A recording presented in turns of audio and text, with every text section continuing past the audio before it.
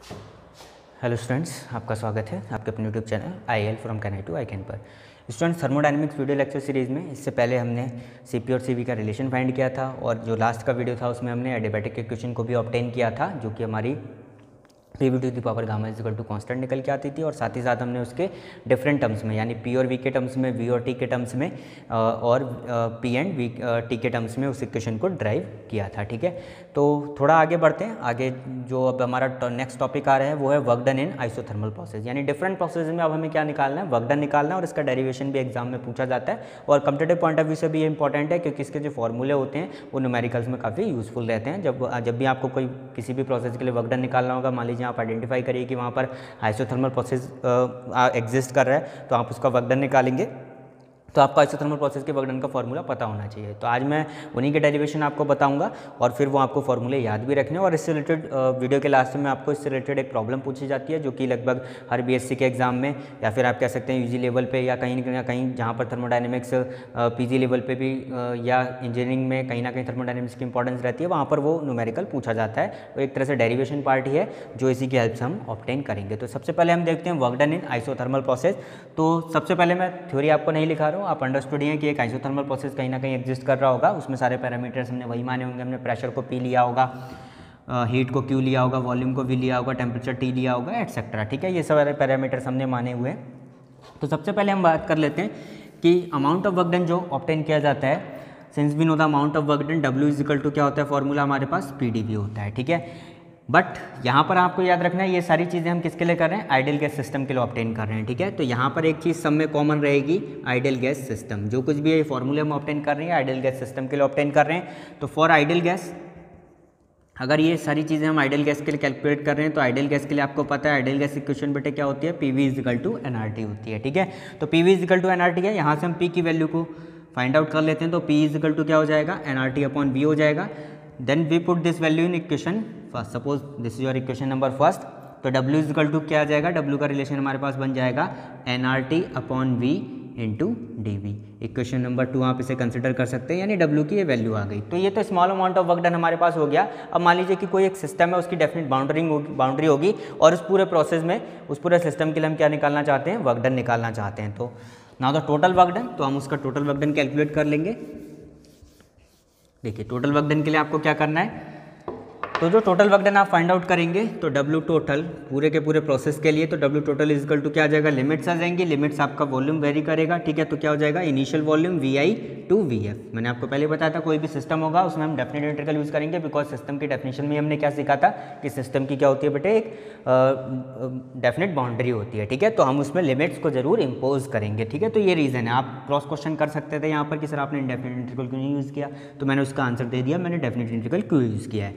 तो रटिए मत, समझने की कोशिश करिए। इसीलिए मैं आपको बहुत ही आराम से बता रहा हूँ ये सारी चीज़ें, बहुत जल्दबाजी में नहीं बता रहा हूँ। ठीक है, ताकि आपको कोई समस्या ना हो। अगर आप एक बार रटना शुरू कर देंगे तो फिर फिजिक्स समझने में आपको बहुत प्रॉब्लम होगी, तो रटना नहीं है। ठीक है, समझने की कोशिश करिए।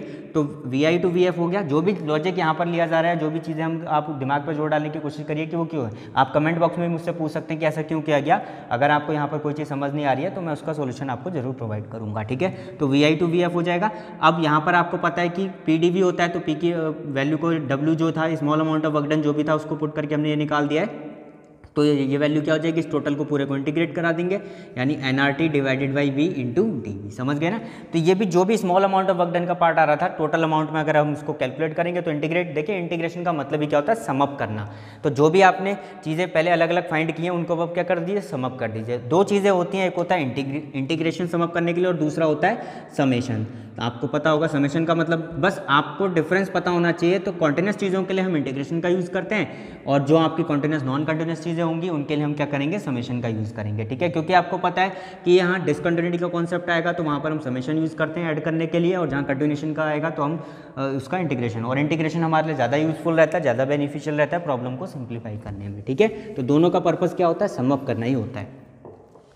तो यहाँ पर हम इसको पुट कर देते हैं, जो जो कॉन्स्टेंट्स हैं वो बाहर आ जाएंगे। तो कांस्टेंट आपको पता है कि n कांस्टेंट है, r कांस्टेंट है और आइसोथर्मल प्रोसेस है। ध्यान रखिएगा आइसोथर्मल प्रोसेस है तो आइसोथर्मल के लिए आपका टेम्परेचर भी क्या हो जाएगा, कांस्टेंट। तो देखिए n बाहर आ गया, t बाहर आ गया, r बाहर आ गया, तो यहाँ पर केवल क्या बचेगा, vi vf और 1/v dv हो जाएगा। इसी तरीके से ये बन जाएगा nRT। अब 1/v dv का बिल्कुल सेम आपको पता है कि 1/x dx का इंटीग्रेशन क्या होता है, ln होता है, ठीक है। तो इसका क्या आ जाएगा, ln v आ जाएगा, वहाँ ln x होता है, बस लिमिट आ जाएंगी, लिमिट्स क्या आ जाएंगी, vi to vf आ जाएंगी, ठीक है। अब देखिए ये हो जाएगा nRT, यहाँ पर अपर माइनस लोअर करेंगे तो ln vf minus ln vi हो जाएगा, ठीक है। इसको जब हम सॉल्व करेंगे तो nRT ये हो जाएगा ln, लॉग की प्रॉपर्टी आपको पता है, log m minus log n क्या होता है, log m अपॉन n। एक ही कंबाइंड लॉग में लिखेंगे तो ये हो जाएगा बेटे, क्या हो जाएगा, vf डिवाइडेड बाई vi हो जाएगा, ठीक है। तो इस तरीके से हमने ये फार्मूला ऑब्टेन कर लिया और ये हमारा किसका फार्मूला आ गया, W टोटल का फार्मूला आ गया, ठीक है। तो ये तो एक फार्मूला हो गया ln की फॉर्म में, ठीक है। अगर आप इस फार्मूले को किस में निकालना चाहते हैं, आप लॉग के बेस में लाना चाहते हैं, बेस 10 में, तो मैं वो भी आपको बता देता हूँ, क्योंकि न्यूमेरिकल में आपको उसी की जरूरत पड़ेगी। यहाँ पर काफ़ी सारे बच्चे गलती ये कर देते हैं, ये फार्मूला याद करके चले आते हैं और वहाँ पर जल्दबाजी में ध्यान नहीं देते, या यहाँ पर log 10 ही कंसिडर कर लेते हैं। ये नेचुरल लॉग है, मैंने पिछली वीडियो में आपको बताया था कि नेचुरल लॉग और बेस 10 में अंतर होता है, ये बेस ई पर होता है। ln जहाँ कहीं भी होगा वो नेचुरल लॉग होगा और वो बेस ई पर डिफाइन होगा। और लॉग टेबल में जो भी वैल्यूज़ आपको log 2, log 3, log 2, log 3, log 10 जितनी भी वैल्यूज़ पता होती हैं वो सब लॉग के कौन से बेस पर होती हैं, बेस 10 पर। तो हमें बेस 10 वाली में जाना पड़ेगा। तो अगर आपको बेस 10 में जाना है तो लास्ट क्लास में मैंने आपको बताया था, आप क्या कर दीजिए, 2.303 से मल्टीप्लाई कर दीजिए उस पूरे टर्म को।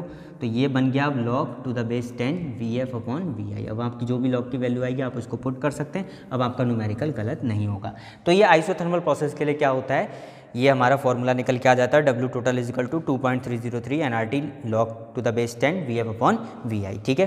तो ये तो हो गया आइसोथर्मल प्रोसेस के लिए। अब अगले प्रोसेस पे आते हैं। नेक्स्ट प्रोसेस है हमारा, नेक्स्ट प्रोसेस है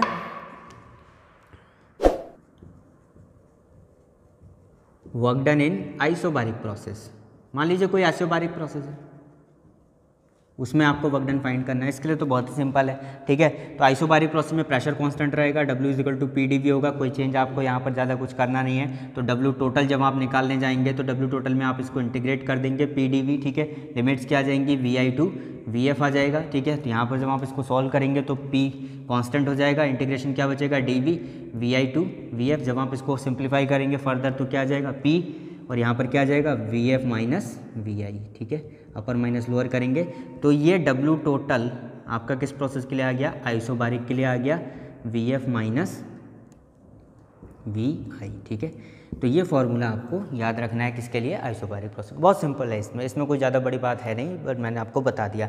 अब जो इम्पॉर्टेंट आता है और जिसमें आपको थोड़ी सी मेहनत करनी पड़ेगी वो है work done in adiabatic process, ठीक है। तो एडियाबैटिक में समझ लेते हैं और उससे रिलेटेड फिर मैं वो प्रॉब्लम भी डिस्कस आपको करा दूंगा जो काफ़ी सारे एग्जाम्स में पूछी जा चुकी है, ठीक है। तो work done in adiabatic process, मैंने आपको पहले भी बताया था कि एडियाबैटिक प्रोसेस अपने आप में बहुत इंपॉर्टेंट प्रोसेस होता है, ठीक है। इससे रिलेटेड प्रॉब्लम आनी ही आनी है, ये मान के आप चलिए, ठीक है। तो फिर से वही लॉजिक है, हम W is equal to PdV consider करेंगे, इक्वेशन नंबर 1 कंसिडर करेंगे, और हमको पता है कि अगर एडियाबैटिक प्रोसेस वहाँ पर एग्जिस्ट कर रहा है तो उस पर क्या लगेगी, एडियाबैटिक इक्वेशन लगेगी फॉर एडियाबैटिक प्रोसेस। बस आपको ये ध्यान रखना है, वी हैव। तो एडियाबैटिक प्रोसेस के लिए हमारे पास एडियाबैटिक इक्वेशन है जो मैंने पिछली क्लास में आपको ड्राइव करवाई थी, PV to the power gamma is equal to क्या होता है बेटे, कांस्टेंट होता है, ठीक है। तो PV to the power gamma is equal to constant है। इस कांस्टेंट को हम एक सम सिंबल से डिनोट कर लेते हैं, मान लीजिए K है, ठीक है। तो अब फॉर्मूला क्या हो गया, P की वैल्यू को अगर हम फाइंड करें तो K upon V to the power gamma हो गया, ठीक है। ये हमारा P की वैल्यू आ गई। इस वैल्यू को हम यहाँ पर पुट कर देंगे तो W का एक नया फॉर्मूला हमें मिल जाएगा, W is equal to K upon V to the power gamma into dV आ जाएगा, ठीक है। क्वेश्चन नंबर 2 आप इसे मान सकते हैं, ठीक है।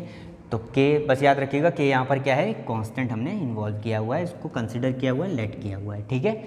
तो आई होप आप समझ रहे होंगे, यहाँ तक कोई प्रॉब्लम नहीं होनी चाहिए।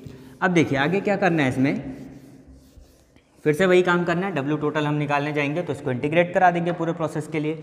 Now the total work done, W total is equal to बेटे क्या हो जाएगा, इंटीग्रेशन आ जाएगा, लिमिट्स क्या आ जाएंगी, वेरिएबल आपका v है तो V I to V F हो जाएगा, और लिमिट्स क्या आ जाएगी, ये जो पूरी अमाउंट है इसी को इंटीग्रेट करना है तो k upon V to the power gamma into D आ जाएगा। जो जो कांस्टेंट है उनको बाहर कर लीजिए और उसको सॉल्व कर लीजिए, आपका आंसर आपको मिल जाएगा। तो मैं करके दिखा देता हूँ।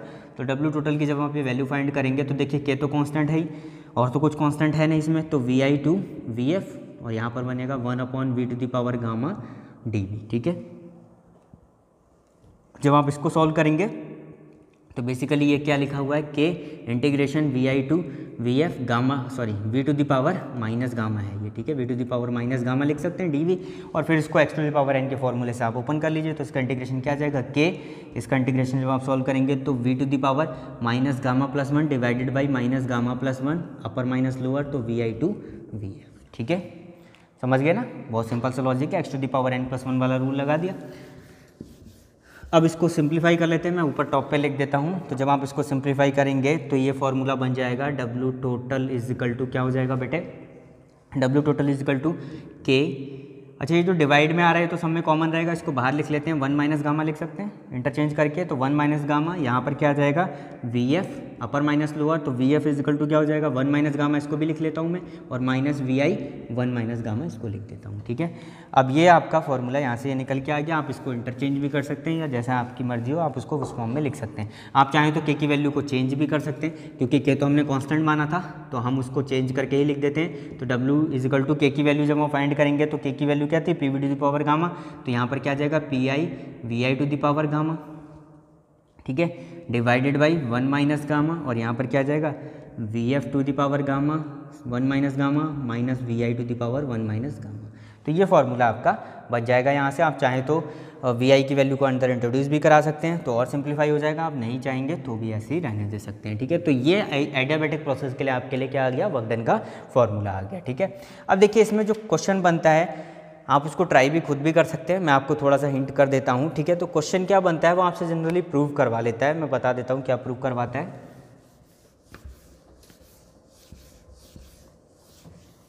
क्वेश्चन ये बनता है प्रूव दैट, कंडीशन वही रहेगी, आइडियल गैस कंडीशन के लिए आपको देगा। तो पहले पार्ट में तो आपको क्या कराएगा, अलग अलग तरीके से 3 तरीके से पूछा जाता है। W इज इक्वल टू क्या होगा, W is equal to R divided by 1 minus gamma और TF माइनस TI, ये T के टर्म्स में है। सेकेंड कंडीशन आपसे करवाएगा W, सारी कंडीशन वही है, एडियाबैटिक प्रोसेस होगा। ठीक है, एडियाबैटिक प्रोसेस के लिए ये है। ठीक है, मैं बता देता हूँ, इसमें कंडीशन में पूरी लिखी नहीं है क्वेश्चन में, मैं आपको बताता हूँ क्या क्या गिवन होगी। एडियाबैटिक प्रोसेस गिवन होगा, आइडियल गैस सिस्टम गिवन आपको होगा। ठीक है, तो ये आप इसमें याद रखिएगा। W इज इक्वल टू, ये तीनों जो डेरिवेशन आपको करने हैं या तीनों प्रॉब्लम सॉल्व करनी है वो इन्हीं के अकॉर्डिंग आपको करनी है। ये हो जाएगा P I V I divided by gamma minus 1, और यहाँ पर 1 minus P F upon P I to the power, ये हो जाएगा आपका gamma minus 1 to the power gamma. ठीक है, थर्ड आपका आ जाएगा W is equal to C V, ये सी वी के टर्म्स में है, T I minus T F. ठीक है, तो ये 3 आप कह सकते हैं ये कोई नई चीज़ नहीं है, ये उन्हीं से हमको ऑब्टेन करनी है। जो अभी डेरिवेशन हमने एडियाबैटिक प्रोसेस के वर्क डन का किया था उन्हीं से इन तीनों को हमको ऑब्टेन करना है। ठीक है, तो बहुत ईजिली हम उसको कर सकते हैं। तो जो भी आपने अभी तक पढ़ा है, ठीक है, उसी के अकॉर्डिंग ये पूरा हो जाएगा। तो मैं आपको करके बता देता हूँ। देखिए, अगर हम पहले पार्ट को ऑब्टेन करना चाहें तो फर्स्ट पार्ट हम सबसे पहले स्टार्ट करते हैं। तो फर्स्ट पार्ट में हमें पता है, अभी हमने वी नो, हम यूज़ करेंगे उसी रिलेशन का। W इज इक्वल टू क्या ऑब्टेन करा था, K upon 1 minus gamma divided by V F to the power 1 minus gamma minus V I to the power 1 minus gamma. ठीक है, हम इसको चेंज कर लेंगे, तो हम इसको चेंज करेंगे तो ये हो जाएगा, इंटरचेंज कर लेते हैं, इसको अंदर इंट्रोड्यूस करा देते हैं। तो 1 माइनस गामा, यहाँ पर आपका हो जाएगा K V F 1 minus gamma minus K into V I to the power 1 minus gamma. I hope आपको यहाँ तक कोई समस्या नहीं आ रही होगी। ठीक है, अब देखिए क्या करना है, जो जैसी कंडीशन आपको पता है कि कंडीशन क्या थी, P I V I to the power gamma is equal to constant होता है, इसी तरीके से P F V F to the power gamma is equal to भी क्या होगा, कांस्टेंट। ये दोनों कंडीशन तो एग्जिस्ट करेंगे और दोनों ही के बराबर होंगे कहीं ना कहीं। ठीक है, P one V one to the power gamma is equal to P two V to the power gamma is equal to K, वही बात है। तो हम यहाँ पर उसी का फ़ायदा लेंगे। तो 1 माइनस गामा, यहाँ पर के की जगह पर हम क्या लिख लेंगे, P F V F to the power gamma multiplied by V F to the power 1 minus gamma.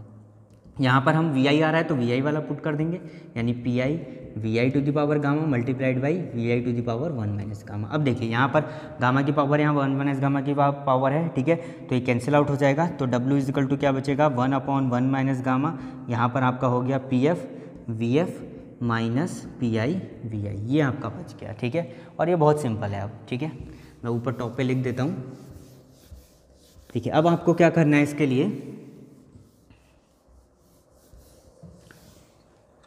आपको पता है P1 मोल के लिए, अगर 1 मोल आपको 1 मोल के लिए P V is equal to R T equation होगी, ठीक है। तो ये इक्वेशन क्या हो जाएगी P1 V1 is equal to R T, P I V I is equal to R T I, और final condition P F V F is equal to R T F. ये दोनों इक्वेशन आप समझ पा रहे हैं ना। अगर 1 मोल गैस के लिए हम कंसिडर कर लें, क्वेश्चन में आपको 1 मोल ही दिया रहेगा, P V is equal to N R T होता है but N is equal to 1 हो जाएगा। तो पी आई इनिशियल कंडीशन के लिए P I V I is equal to R T I, final condition में ये वाले फॉर्मूला लगाएंगे तो P F V F is equal to R T F. तो बस यहाँ पर वही करना है। तो डब्ल्यू इज इक्वल टू देखिए क्या हो जाएगा 1/1 minus gamma, P F V F is equal to किसके बराबर आ जाएगा आर टी एफ के इक्वल आ जाएगा, और ये आर टी आई के इक्वल आ जाएगा। समझ गए ना कैसे। तो W इज इक्वल टू क्या हो गया, जो प्रूफ करना था वो हो चुका है। पहले पार्ट में R बाहर आ जाएगा 1 माइनस गामा, और ये क्या हो गया T F minus T I, ठीक है। तो देखिए फर्स्ट जो हमको ड्राइव करना था वो रिलेशन आ चुका है, ठीक है। तो ये तो आपका फर्स्ट रिलेशन आ गया, ठीक है। सेकेंड में भी कोई बड़ी बात नहीं है, सेकेंड को भी हम बहुत ईजिली ड्राइव कर सकते हैं। तो सेकेंड में क्या करना है वो मैं आपको बता देता हूँ। फर्स्ट वाला आई होप आप समझ गए होंगे। देखिए सेकेंड में क्या करना है, सेकेंड में भी उस एडियाबैटिक वाले फॉर्मूले को ही लेके चलना है। वी नो दैट सिंस हमें पता है W इज इक्वल टू क्या होता है 1/1 माइनस गामा, एंड और यहाँ पर सॉरी K था, ठीक है 1, और यहाँ पर क्या आपका बन रहा था V F to the power 1 minus gamma, और ये V I to the power 1 minus gamma, ये हमने ड्राइव किया हुआ है, ठीक है। इसमें आपको कोई डाउट नहीं होना चाहिए, ये हम ड्राइव कर चुके हैं, ठीक है। अब बिल्कुल वही लॉजिक है, हम क्या करते हैं माइनस को कॉमन ले लेते हैं। तो अगर माइनस को कॉमन लें इसमें से तो माइनस के 1 माइनस गामा, ये पहले आ जाएगा, इंटरचेंज हो जाएगा वी आई 1 माइनस गामा, और यहाँ पर वी एफ 1 माइनस गामा, ठीक है। इसमें कोई डाउट, क्योंकि माइनस कॉमन ले लिया तो साइन इंटरचेंज हो जाएंगे। अब W इज इक्वल टू क्या हो जाएगा, देखिए माइनस को आपने लिया, या आप एक काम कर सकते हैं, देखिए इसको भी करने की ज़रूरत नहीं है, मैं आपको इसकी एक डायरेक्ट शॉर्ट ट्रिक बता देता हूँ। आप क्या करिए W इज इक्वल टू, ठीक है, क्या करिए K है, ठीक है, और यहाँ से क्या कर लीजिए 1 माइनस गामा है, ठीक है। यहाँ से हम क्या करते हैं वी एफ वी आई की पावर 1 माइनस गामा को ही कौन ले लेते हैं, वी आई की पावर 1 माइनस गामा को अगर मैं कॉमन ले लूँ, ठीक है, तो ये टर्म क्या बनेगा, ये टर्म बन जाएगा हमारा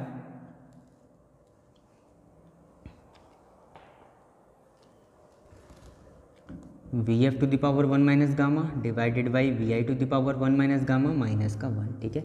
ये टर्म आपका यहाँ से बन जाएगा, ठीक है। ये आपको क्लियर हो रहा है इतना, ठीक है, आई होप आप समझ पा रहे होंगे। इसके बाद जब आप इसको सॉल्व करेंगे तो W इज इक्वल टू, जब आप इसको इस फॉर्म में भी लिख सकते हैं, तो W इज इक्वल टू ये बेसिकली क्या बनेगा K V I to the power 1 minus gamma divided by 1 minus gamma, और जब हम इसको ऐसे लिखेंगे तो 1 माइनस, ठीक है, ये बन जाएगा V F upon V I to the power 1 minus gamma, ठीक है।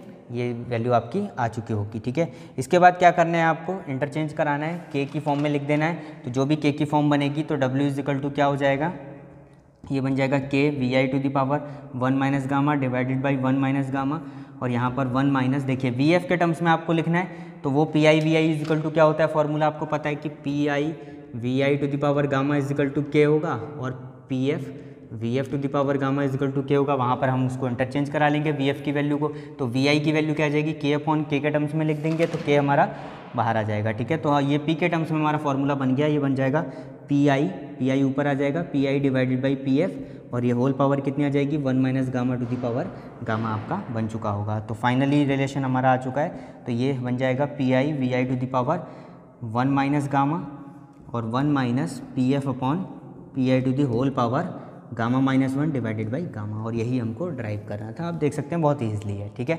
इसी तरीके से तीसरे वाले में आपको क्या करना है, जो थर्ड वाला फाइंड आउट करना था उसमें आप CP अपॉन CV यूज़ कर लीजिए, जहाँ जहाँ गामा है वहाँ पर CP अपॉन CV यूज़ कर लीजिए, आप उसको ईजिली ड्राइव कर लेंगे, ठीक है। तो आई होप मुझे बताने की ज़रूरत नहीं पड़नी चाहिए, उसमें बहुत ही ईजी है वो। मैं आपको बस एक छोटा सा क्लू दे रहा हूँ, हिंट दे देता हूँ। आपको पता है गामा इज इक्वल टू क्या होता है, CP अपॉन CV, बस जहाँ जहाँ गामा दिख रहा है वहाँ C P upon C V put कर लिए एडियाबैटिक इक्वेशन के फॉर्मूले में और आपको आंसर मिल जाएगा। तो आज हम इतना ही रखते हैं, बाकी नेक्स्ट वीडियो में हम मिलेंगे तो हम पढ़ेंगे कार्नो इंजन और उससे रिलेटेड जो भी प्रोसेस हैं उनके बारे में। ठीक है, थैंक यू।